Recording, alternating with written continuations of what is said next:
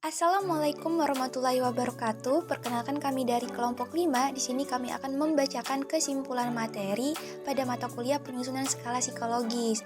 Adapun materi yang dibahas minggu kemarin berjudul pengantar penyusunan alat ukur.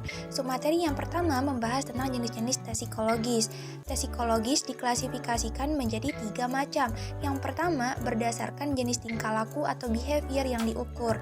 Adapun tes psikologis yang masuk kategori ini ada 2. Yang pertama maximum performance test sama typical performance test. Maximum performance test biasanya digunakan untuk mengukur kecakapan atau kemampuan intelijensi seseorang. Contohnya tes prestasi, tes kecerdasan, dan juga tes bakat. Sedangkan typical performance test atau personality test biasanya lebih memfokuskan kepada sisi psikologi seseorang, mulai dari kesehatan mental, kecerdasan emosi, kepribadian seseorang, dan lain sebagainya yang berhubungan sama psikologi. Contoh tes ini ialah tes inventory sama tes proyeksi. Yang kedua, diklasifikasikan berdasarkan cara pengambilan atau administrasi. Ada tes individual sama tes kelompok. Tes individual dilakukan dalam satu waktu terhadap satu individu juga. Jadi sistemnya one by one. Contohnya tes minat dan bakat. Sedangkan tes kelompok dilakukan dalam satu waktu serentak kepada peserta yang banyak, artinya pesertanya lebih dari satu orang. Contohnya tes masuk ke perguruan tinggi. Sedangkan yang ketiga diklasifikasikan berdasarkan batas waktu penyelesaian tugas. Ada speed test sama power test. Speed test ini lebih mengutamakan kepada kecepatan individu dalam mengerjakan tugas, sehingga item-item yang disajikan relatif mudah karena ada batasan waktu. Kalau power test lebih menekankan kepada kemampuan individu dalam menyelesaikan tugas, sehingga item-item yang disajikan lebih rumit, complicated, dan tidak ada batas waktu dalam pengerjaan. Pengukuran suatu gejala psikologi menurut Crocker dan Algina tahun 1986, hal yang pertama dilakukan yaitu tingkah laku. Setelah menentukan tingkah laku, baru bisa kita melihat psychological attribute, trait, dan konstruk apa yang akan digunakan. Tahap selanjutnya yaitu definisi operasional atau indikator. Yang setelah kita bisa melihat definisi operasional dan indikator, barulah kita bisa menentukan sampel tingkah laku dalam bentuk item apa yang akan kita gunakan. Dari menentukan sampel tingkah laku dalam bentuk item, barulah kita bisa melihat alat ukur atau tes yang akan kita gunakan. Langkah-langkah penyusunan alat ukur psikologis. Menurut Cohen dan Swerdlik tahun 2005, ada 5 langkah-langkah penyusunan alat ukur psikologis. Yang pertama, tes conceptualization, tes construction, tes tryout, item analysis, dan tes revision. Yang pertama ada tes conceptualization, yaitu dari fenomena yang ada mencari konstruknya, kemudian mencari latar belakang teorinya. Sebelum latar belakang teorinya, harus mencari permasalahannya dulu. Sebelum menyusun sebuah tes, perlu diperhatikan pertanyaan-pertanyaan sebagai berikut. Apa yang ingin diukur oleh tes? Yaitu review literatur dan teori yang mendasari konstruk. Terus, apa tujuan tes? Untuk seleksi, penempatan, diagnosis, konseling, atau prediksi. Terus, apakah tes yang akan disusun memang dibutuhkan? Apakah sudah ada tes yang serupa sebelumnya? Apa beda dan kelebihan tes yang akan disusun? Selanjutnya, siapa yang menggunakan tes tersebut? Biasanya yang menggunakan tes tersebut adalah clinician dan educators. Selanjutnya, kepada siapa tes ini diberikan?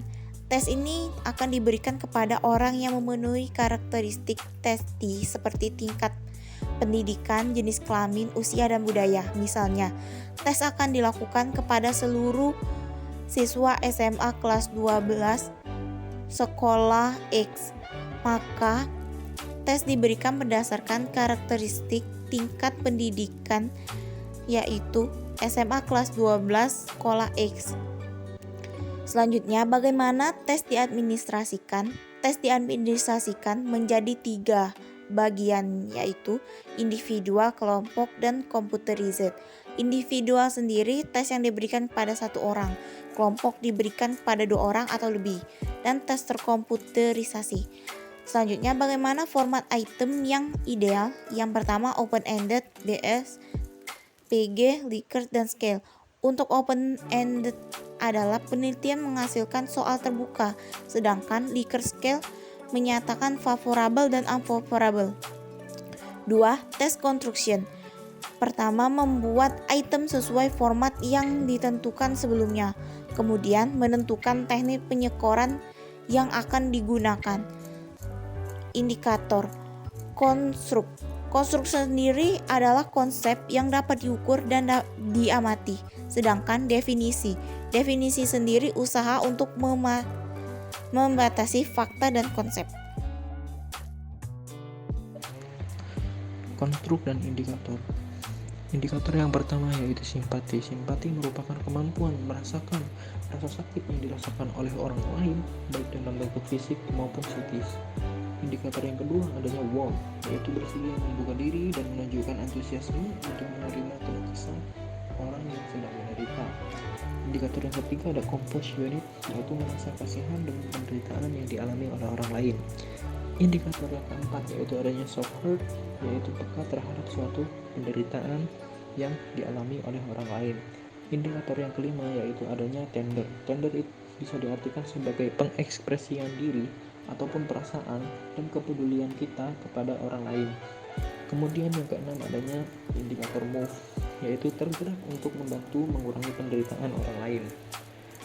Dalam konstruk dan indikator ini terdapat 3 item. Item yang pertama yaitu soft hurt. Soft hurt sendiri sudah diartikan yaitu peka terhadap penderitaan orang lain. Jika kita tidak memiliki rasa peka terhadap penderitaan orang di sekitar kita, lalu bagaimana kita bisa menyimpulkan seseorang sedang bersedih padahal ia belum menceritakannya. Item yang kedua adanya tender.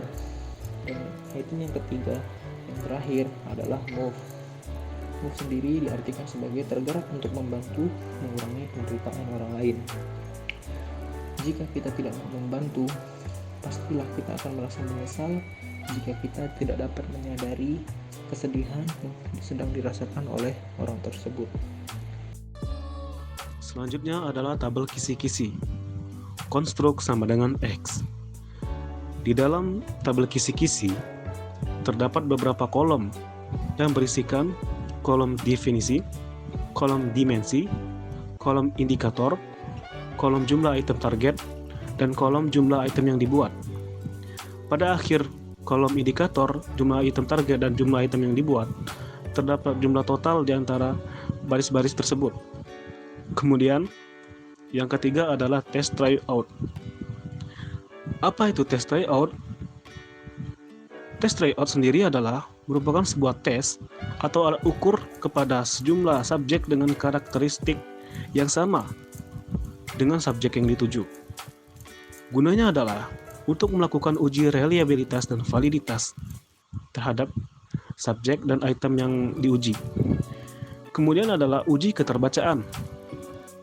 Apa itu uji keterbacaan? Uji keterbacaan adalah merupakan suatu proses yang dilakukan sebelum melakukan pengambilan data lapangan dengan jumlah N yang besar atau tryout. Tujuannya adalah mendapatkan masukan terhadap kualitas item, kejelasan instruksi dan pengantar, jumlah item, kesesuaian antara indikator dan item, layout alat ukur, dan lama mengerjakan. Selanjutnya uji keterbacaan. Sumber informasi yang pertama expired judgment, yaitu mendapat masukan tentang sejauh mana teori konstruk sudah tepat dioperasionalkan ke dalam indikator dan item. Lalu yang kedua, ada partisipan dengan karakteristik yang sama dengan populasi alat ukur. Prosesnya, lakukan proses terlebih dahulu, observasi, lalu wawancara. Lalu hasil uji keterbacaan itu melakukan analisis item secara kualitatif, merevisi item atau instruksi yang kurang jelas.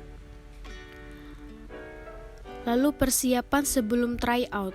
Yang pertama, format alat ukur siap file, offline maupun online.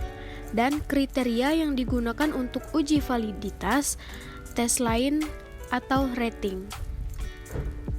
Selanjutnya ada item analisis. menganalisis item-item alat ukur atau tes secara kualitatif dan kuantitatif atau empiris, dan diperoleh setelah memperoleh data dari sampel yang cukup banyak. Dan yang terakhir ada tes revision. Dari hasil analisis item yang dilakukan revisi terhadap tes, dilakukan lagi try out dan seterusnya hingga terpenuhi ciri-ciri tes yang baik terpenuhi.